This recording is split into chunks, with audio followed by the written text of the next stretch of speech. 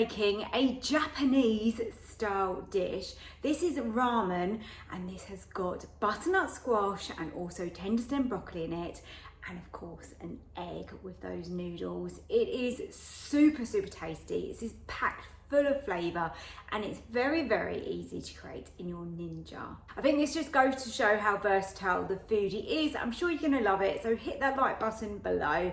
And if you're new to Susannah's Kitchen, then a very warm welcome, and don't forget to subscribe for me as well. I think this is one that my husband is gonna really enjoy. The flavours really do pack a punch in this, and the miso really comes through. If you want the printable recipe, as always, it's going to be over on my website, which is www.susannaskitchen.uk. There's a subscription over there to access all of my recipes. I think there's almost 400 of them, all dedicated to the Ninja Foodi. So if you are looking for lots of choice and you want recipe ideas, then that is the place to go. And of course, I've got my cookbooks as well if you prefer that. So thank you for joining me today, and let's go and start cooking. Let's begin with our eggs. So 250 mils of water, and that is boiling from my kettle. Now, you can either put your rack in or you can put in the air fry basket. It doesn't really matter, to be honest, it's up to you. You're gonna want your egg. Now, with this dish, you can make this for as many people as you want to. So I'm just doing this for one person because I do get requested quite a lot to make more recipes just for one person.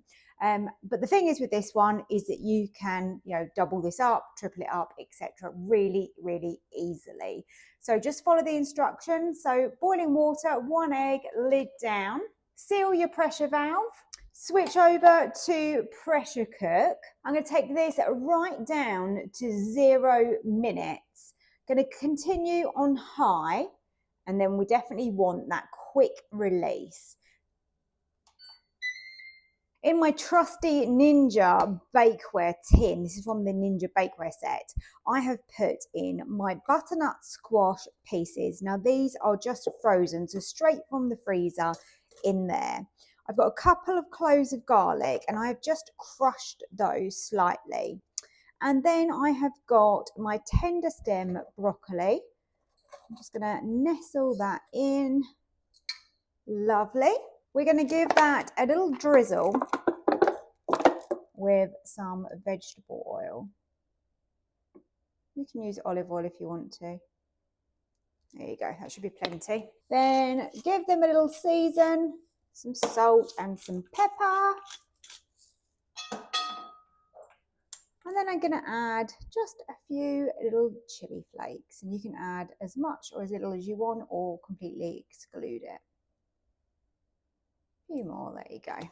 That looks good. So that's on the rack. Going to lower that in. So my egg, I just removed that as soon as the pressure was released. I literally was as quick as I could. Release the pressure, and then I put my egg into some cold water, just leaving that, setting that aside, and then we can move on to this. So let's get this on to bake.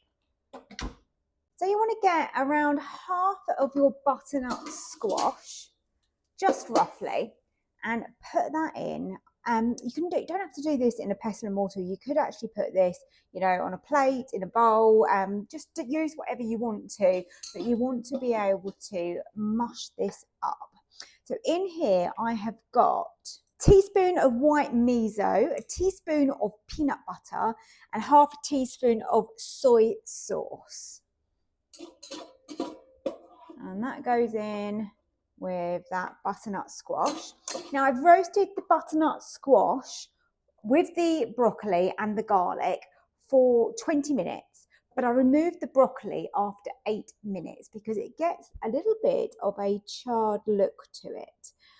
But that's going to give us some nice flavour, but then we can continue to cook this just to soften it down a little bit more. So I'll show you that in a moment. But for now, I have got my garlic, which is encased in my little cloves here. Let's grab one of those out. There you go. There's your garlic, first one. You can use more or less garlic. You don't need to use 2 if you don't want to. They do become a little bit sweeter though when they're roasted like this. And all I'm going to do is mix those ingredients together. And this is going to be a flavour explosion.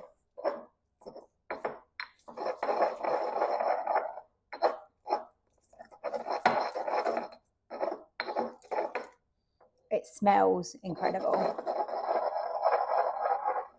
So I've lifted out the remaining butternut squash and I have just left that in the baking tin. That will keep it warm. In the bottom here, we are going to be putting in our liquid. This is stock, vegetable stock that I'm using, and that is 350 millilitres.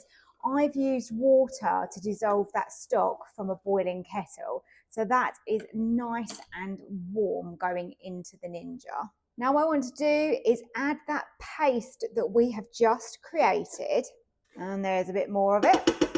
And now just stir this in. So we're on sear and saute, the highest sear and saute. Stir that through. It will start to sort of melt and dissolve into the water there. Doesn't matter if you do get any kind of lumps or bits. And we're going to put our noodles straight into here and cook our noodles, and that's going to give the noodles so much flavour. So when we're at this point, add in your nest of noodles. Just going to turn those over. Make sure that they are going to be cooking down in that gorgeous broth that we have created. As they're softening, I'm just breaking them up. I want to give those about 4 minutes. Okay, as you can see, noodles are starting to soften. I'm going to add in that broccoli as well because I just want to soften that down a little bit more. Obviously, it depends how you like yours, but I'm going to put the lid down and let this finish cooking.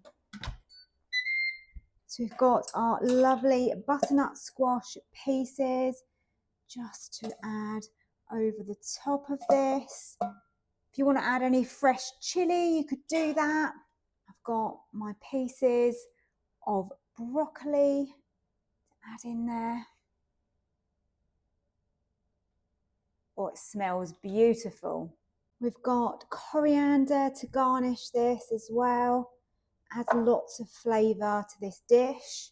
And now let's add our egg. I'm not sure how to do this. I'm not sure whether to put it on top and cut it open or whether to do it down here. Let's do it down here. Let's see if we've got this just right. Let's open that up. Oh, beautiful. That egg is just as I wanted it. I'm going to put a little bit of black pepper just over the top. That is one delicious veggie dinner. I hope you like the look of this. Let me know if you're going to give it a try. Something a little bit different from me, but a great way of using your Ninja Foodi